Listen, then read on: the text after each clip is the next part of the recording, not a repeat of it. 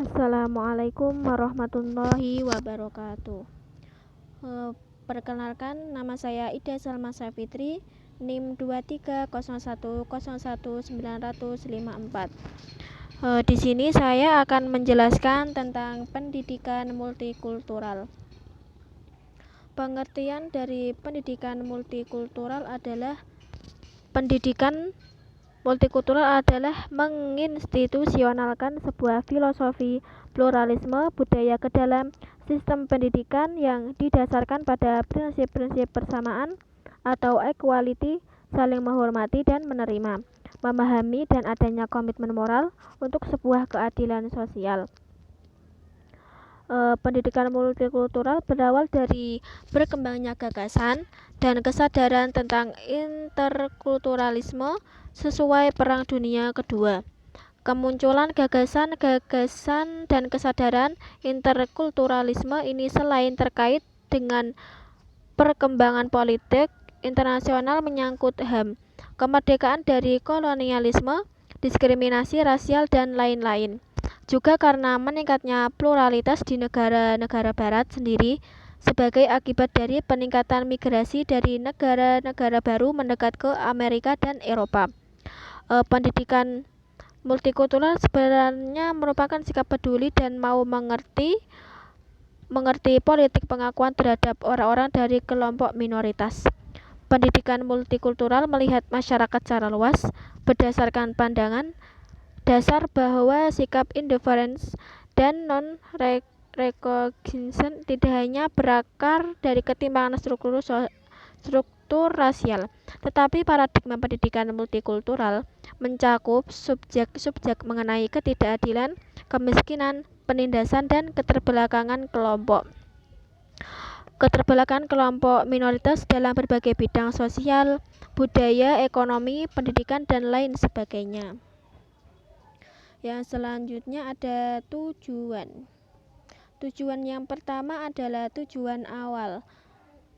Tujuan awal membangun wacana pendidikan, mengambil kebijakan dalam dunia pendidikan, dan mahasiswa jurusan ilmu pendidikan ataupun mahasiswa umum.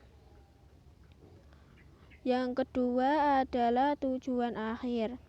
Peserta didik tidak hanya mampu memahami dan menguasai materi pelajaran yang dipelajarinya, akan tetapi diharapkan juga bahwa para peserta didik akan mempunyai karakter yang kuat untuk selalu bersikap demokratis, pluralis, dan humanis.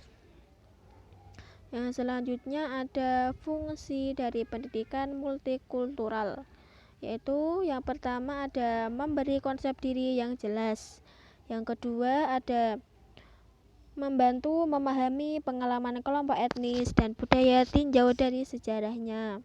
Yang ketiga ada membantu memahami bahwa konflik antara ideal dan realitas itu memang ada pada setiap masyarakat. Yang keempat ada membantu mengembangkan pembuatan keputusan, partisipasi sosial, dan keterampilan kewarganegaraan. Yang kelima ada mengenal keberagaman dalam penggunaan bahasa. Yang selanjutnya adalah dasar pendidikan multikultural. Yang pertama adalah kesadaran nilai penting keberagaman budaya. Pendidikan multikultural ini memberikan pemahaman mengenai berbagai jenis kegiatan pendidikan sebagai bagian integral dari kebudayaan universal. Yang kedua ada gerakan pembaruan pendidikan. Ini ditunjukkan agar tidak ada kesenjangan sosial dan diskriminasi di masyarakat. Contohnya seperti kesenjangan ketika muncul fenomena sekolah favorit yang didominasi oleh golongan orang kaya karena ada kebijakan lembaga yang mengharuskan untuk membayar uang pangkal yang mahal untuk bisa masuk ke sekolah favorit itu. Sedangkan siswa dengan karakteristik budaya yang berbeda tidak memiliki kesempatan itu. Yang ketiga ada proses pendidikan. Pendidikan multikultural juga merupakan proses atau pendidikan yang tujuannya tidak akan pernah terrealisasikan secara penuh. Pendidikan multikultural harus dipandang sebagai suatu proses yang terus-menerus dan bukan sebagai sesuatu yang langsung bisa tercapai. Tujuan utama dari pendidikan multikultural adalah untuk memperbaiki prestasi secara utuh, bukan sekedar meningkatkan skor. Sekian dari saya. Saya ucapkan terima kasih. Wassalamualaikum warahmatullahi wabarakatuh.